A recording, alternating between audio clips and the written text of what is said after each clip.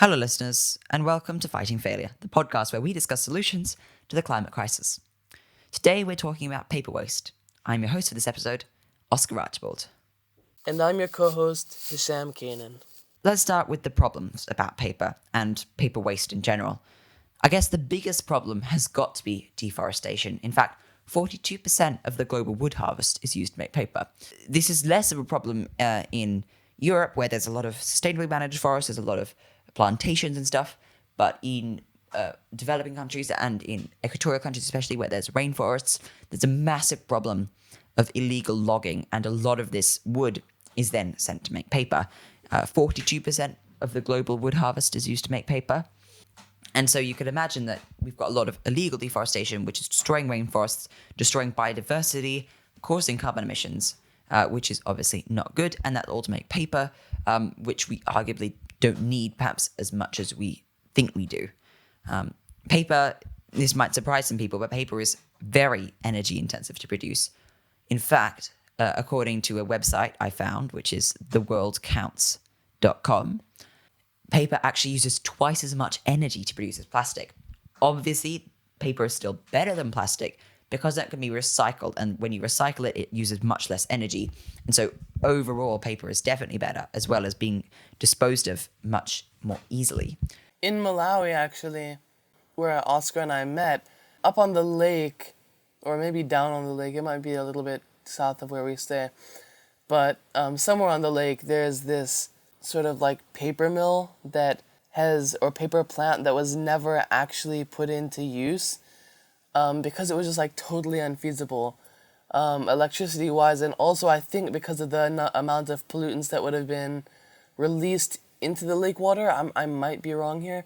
I mean, you can just see it's really hard to establish, and it's a very energy intensive process. Yeah, it's very energy intensive. So in preparation for this video, I watched a lot of videos explaining how paper recycling works. And essentially what happens is that all the stuff gets pulped up. And to do this, you require a massive amount of water to mix up in the paper. And obviously none of this water actually ends up in the final product. But once it's used, unless you have a very complicated water reuse system, it's just going to be thrown away. There's a lot of chemicals involved. There's ink that's getting taken off the surface of the paper using a chemical solution in order to get the ink to rise off in these bubbles when it's piped off so that the paper is clean. Then you need to bleach the paper so it turns white again. Some paper processors use chlorine as well. So you could imagine that there would be a lot of pollution. There's a lot of water use. And obviously, when I have my final bit of paper, it's not going to have much water in it. And when I put paper in the cycle, it doesn't have much water in it either. So there's just a lot of water being used. In fact, 10 litres of water is required to make an A4 sheet of paper. So it varies slightly between different paper mills and processors. But that's a pretty massive amount just for a single sheet of paper. In the grand scale of things, we use so little water in our homes, in our taps, in our showers, compared to the stuff that we consume, like paper. Like food being grown requires water and irrigation, especially animal products, because of that inefficiency of the middleman means that you need a lot more water as well. And also a lot of highly water intensive crop sources such as almonds. Yeah, almonds in California require massive amounts of water because they're being just grown in the wrong part of the world.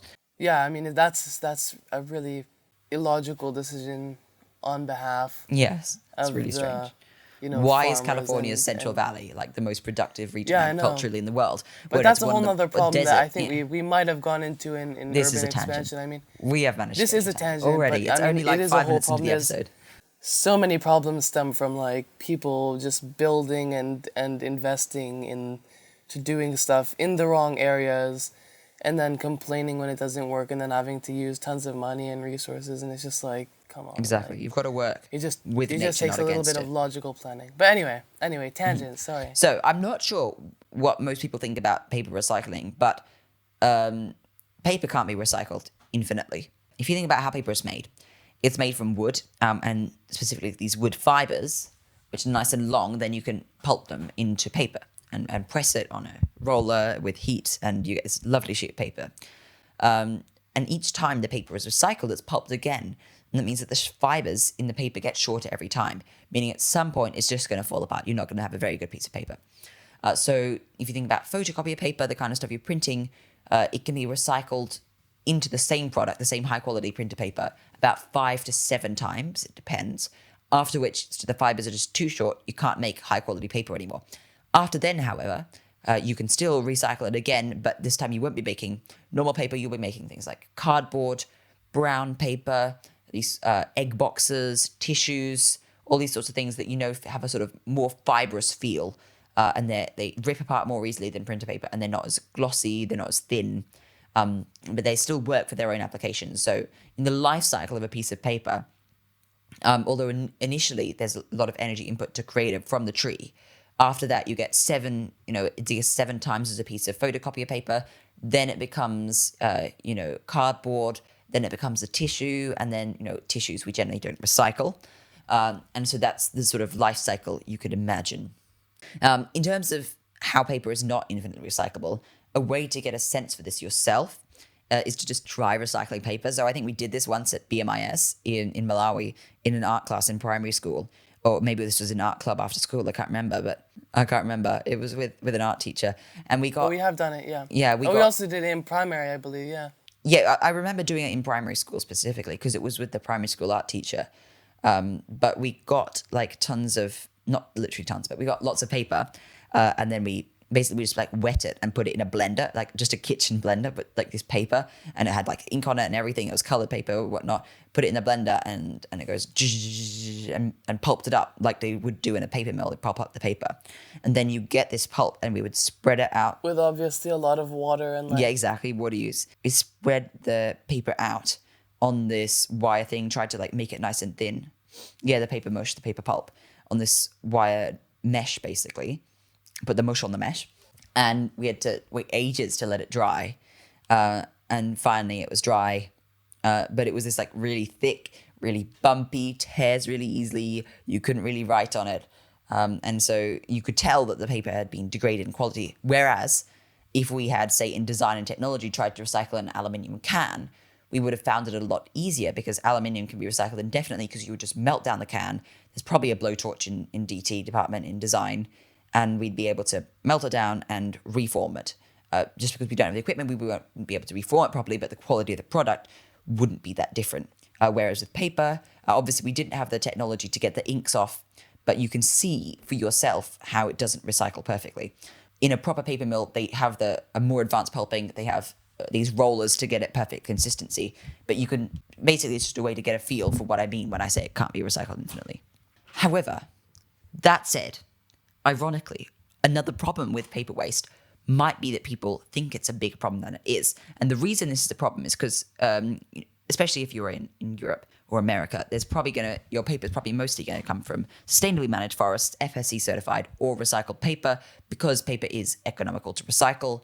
And so if people focus so much on using every last scrap of paper, and they focus a lot of their mental energy on conserving paper and making sure it's all recycled and all of this stuff, they might have spend less time thinking about the more important climate issues like defunding the fossil fuel industry, stopping plastic production as opposed to paper production.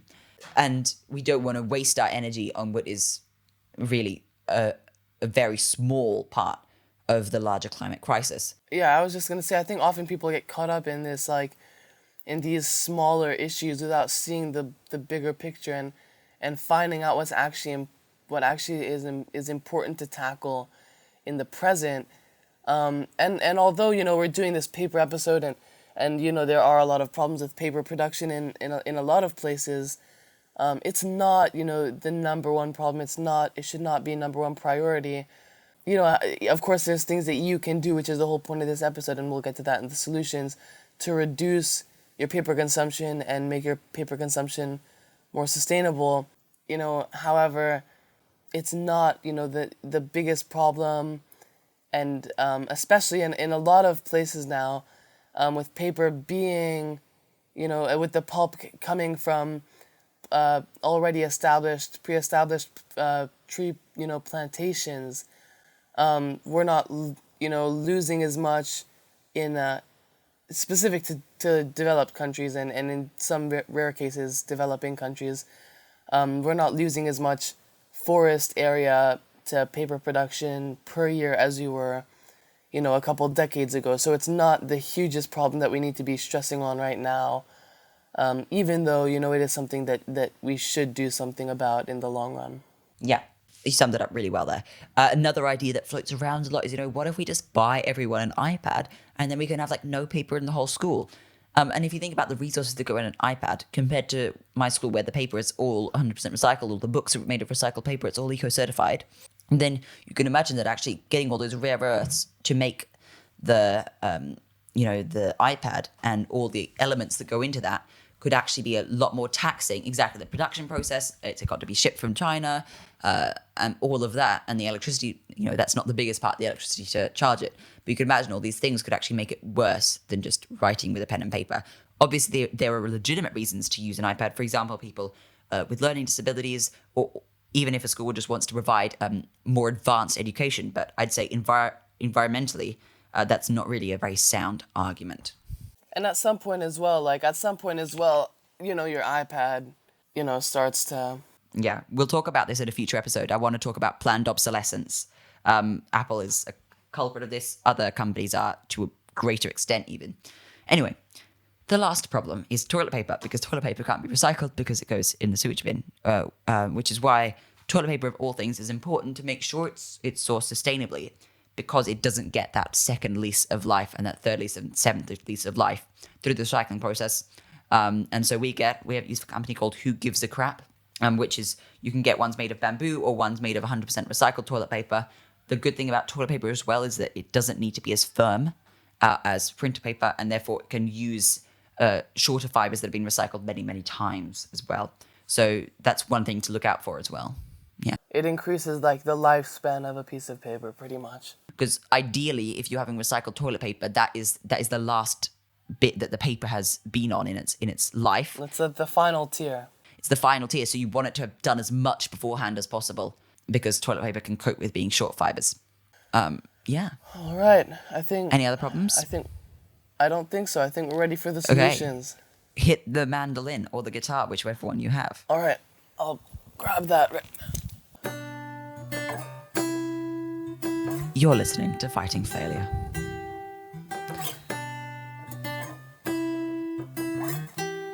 This is episode 34, all about paper waste. And why it might not be such a big problem as we might think.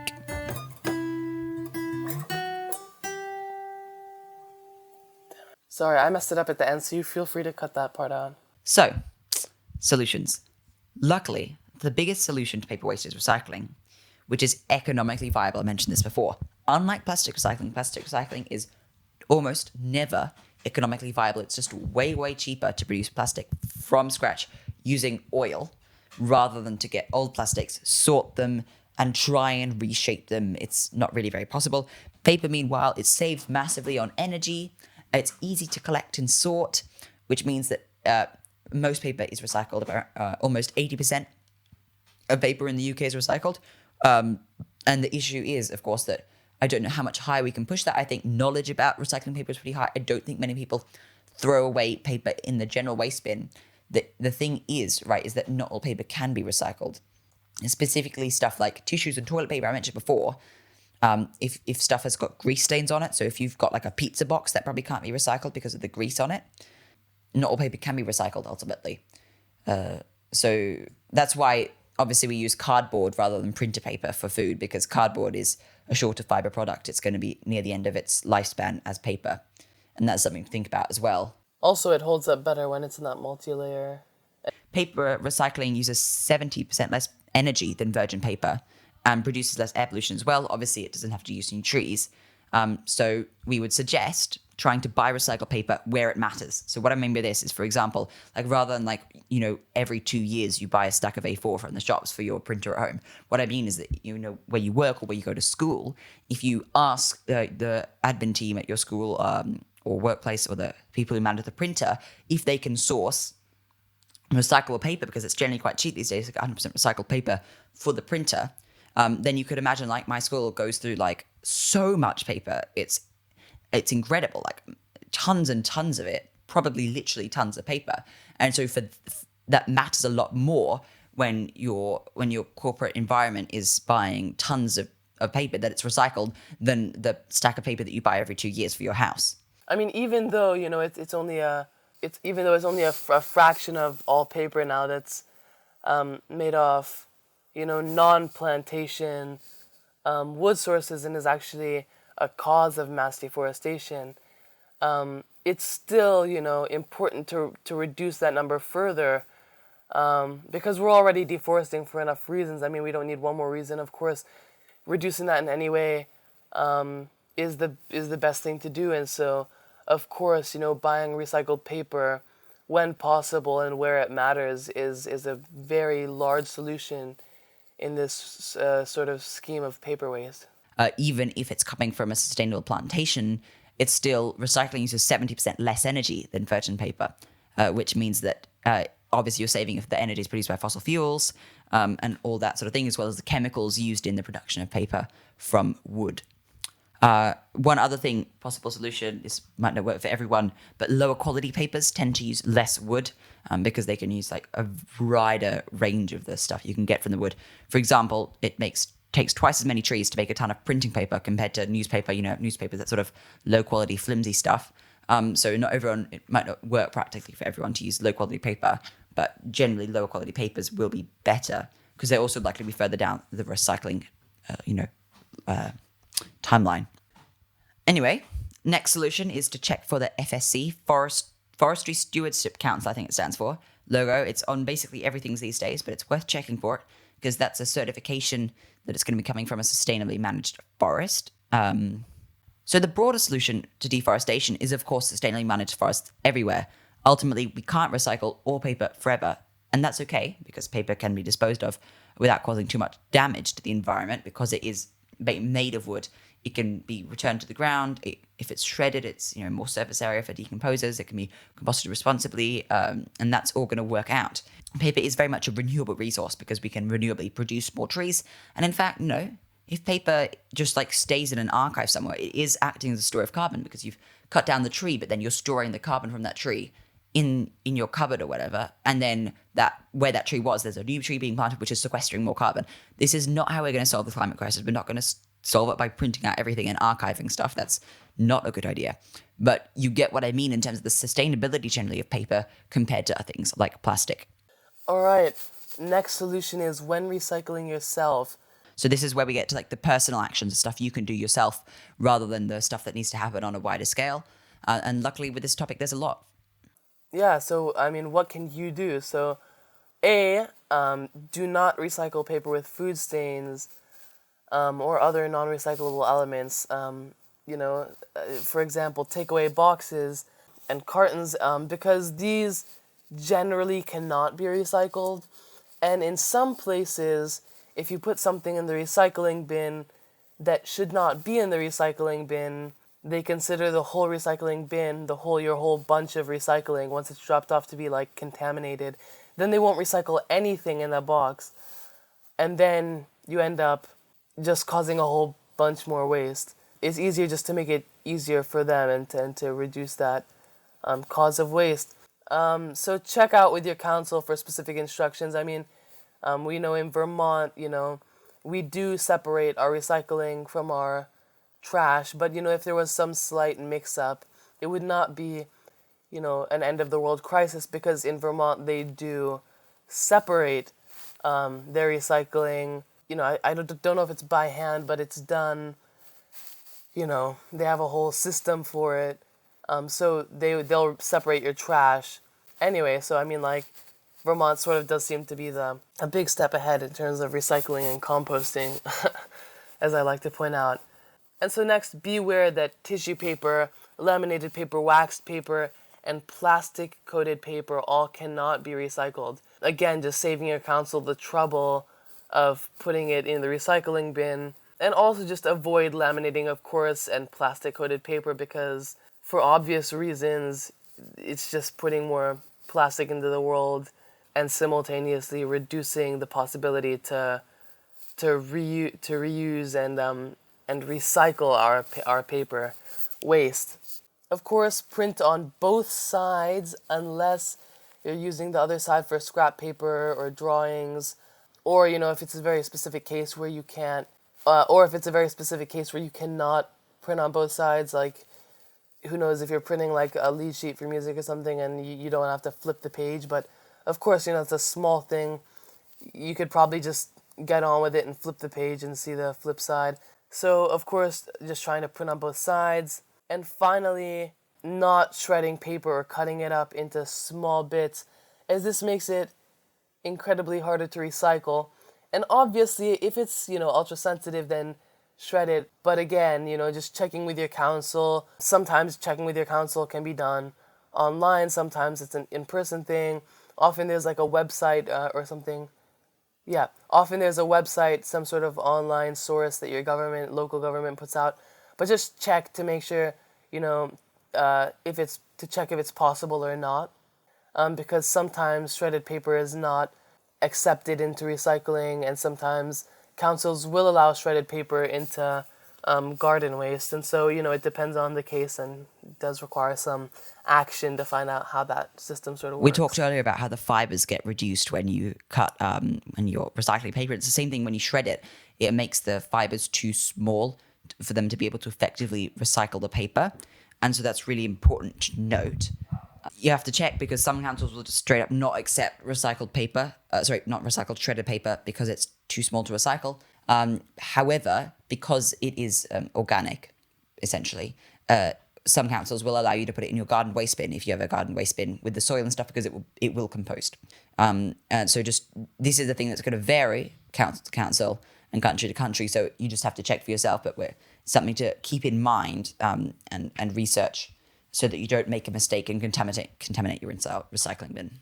And I'd also just like to point out that, even though we're sort of posing paper as this sort of limited issue in this episode, I think paper can also be a solution, also. And I think because, when we find paper alternatives to plastic, plastic being much more unsustainable for reasons mentioned in our plastic recycling episode, these paper solutions and paper alternatives to plastic are actually much more efficient. So don't shy away from paper alternatives to plastic after this episode. They're still going to be a lot more sustainable than any of the plastic alternatives, and that is a big step forward, for the environment if we're making that shift from plastic to paper.